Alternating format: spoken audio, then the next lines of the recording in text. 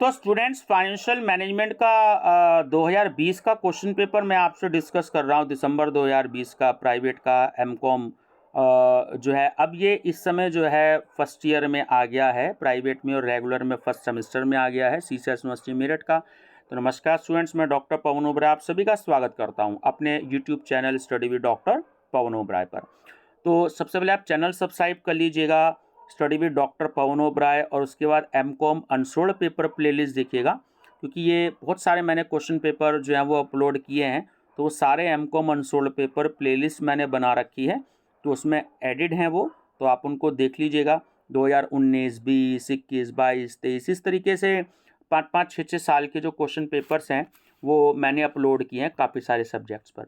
और बाकी मैं धीरे धीरे अपलोड कर रहा हूँ, जैसे ही समय मिलता है तो मैं अपलोड करता रहता हूँ।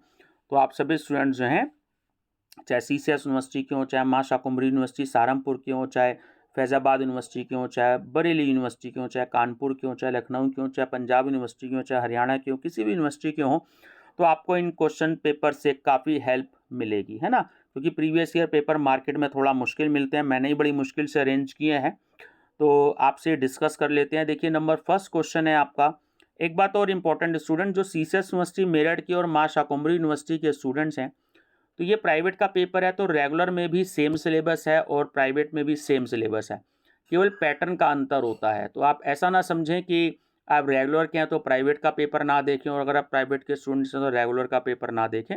आप सारे पेपर देखिए, क्योंकि आपको तो इम्पॉर्टेंट क्वेश्चन चाहिए अपने लिए, तो आप उनके लिए इन पेपर्स को जरूर देखिएगा।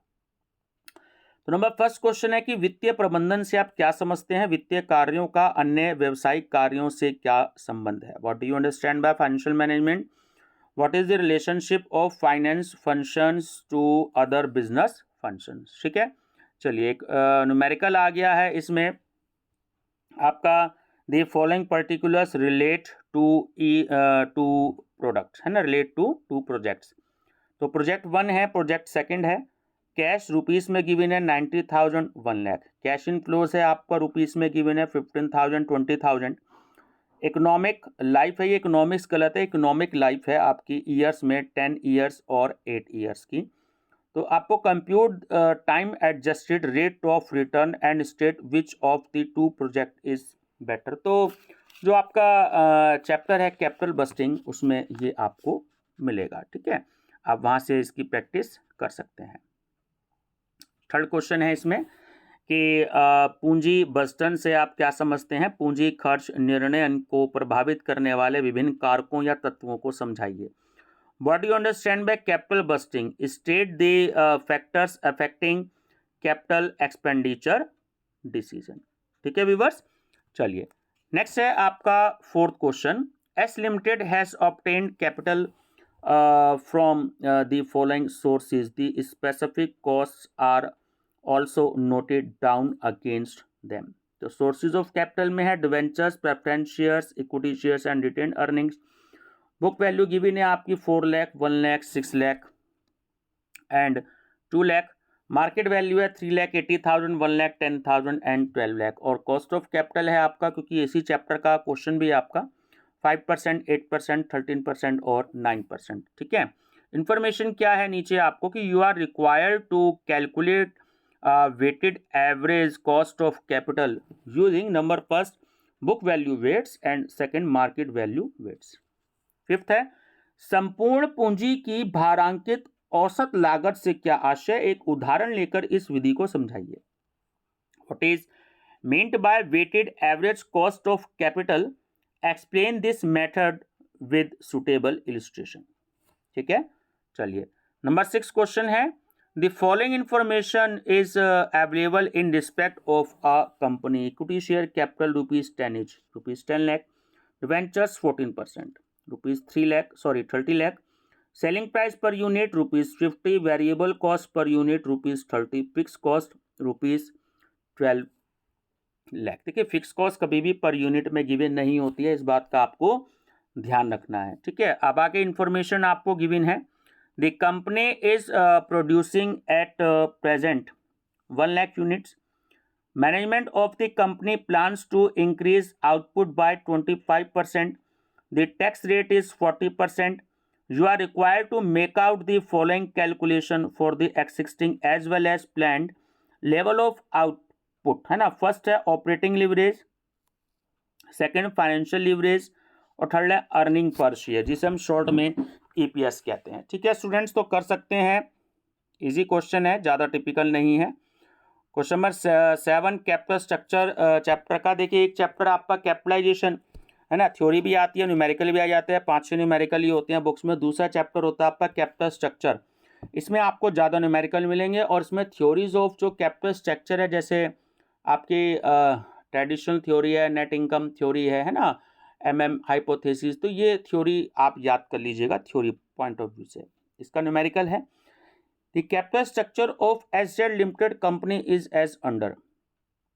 तो 6% डिवेंचर्स आपको दे रखे हैं ₹6 लाख, 9% बैंक लोन दे दिया long term ₹1 lakh, 7% preference share of ₹100 each ₹7 lakh, 9,500 equity share of ₹100 each 9,50,000, retained earnings ₹6,50,000 और टोटल कैपिटल होगी ₹30 लाख. स्टूडेंट्स, अगर आप नोट्स चाहते हैं इसके हिंदी मीडियम या इंग्लिश मीडियम में, चाहे स्टैटिस्टिकल एनालिसिस हो, चाहे फाइनेंशियल मैनेजमेंट हो, चाहे जीएसटी हो, तो आपके जो एमकॉम के पेपर हैं, चाहे स्ट्रेटेजिक मैनेजमेंट हो, तो आप केवल ₹50 डिपॉजिट करके, मेरा व्हाट्सएप नंबर है 6396242878, डिस्क्रिप्शन बॉक्स में गिव इन है हर वीडियो में, तो आपको इसकी पीडीएफ सेंड कर दी जाएगी. चैप्टर वाइज भी है, यूनिट वाइज भी है. तो बच्चे क्योंकि एग्जाम्स के दिनों में बहुत पीडीएफ परचेज करते हैं, उसमें थ्योरी आपको सारी कंप्लीट मिलेगी और एग्जाम में जो जो क्वेश्चन आए हैं, किस क्वेश्चन में कितना आंसर लिमिट होनी चाहिए लगभग, तो वो सारी उसमें गिवन है, तो वो आप वो भी परचेज कर सकते हैं. कॉल मत कीजिएगा, केवल मैसेज कीजिएगा. अब इसमें इंफॉर्मेशन आपको दे रखी है, the present earning before interest and tax, जिसे हम शॉर्ट में EBIT कहते हैं, and ₹4,50,000 which is 15% on total capital. The company is considering an expansion programme which will be require an additional capital of ₹6 lakh. It is expected that the company will maintain the same rate of return 15% after this additional investment and the alternatives are given below. अब इसमें 3 information आपको given है. क्या given है? Number first है issue of 8% debentures at par, चाहे पार दिया हो चाहे फेस वैल्यू दी हो, बात ही की है. Issue of 9.5% preference share at par, and third है issue of equity shares with ₹20 at premium. Examine the above alternatives assuming 50% rate of income tax on the company.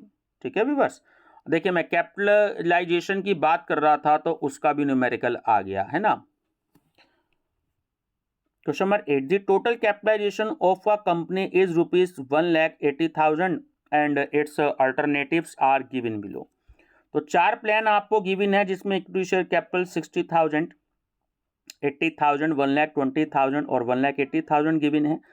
6% preference share capital 40,000, 60,000, 60,000 given है. 10% debentures 80,000, 40,000 given है और total दे दिया 1,80,000, 1,80,000, 1,80,000 and 1,80,000. ठीक है, ये capitalisation का numerical है, बहुत इजी है. आप थोड़ा सा प्रैक्टिस कीजिएगा, एग्जाम्पल्स ही देख लीजिएगा. अगर आप सॉल्यूशन ना सॉल्व कर पाए क्वेश्चंस के, तो एग्जाम्पल्स भी देख सकते हैं.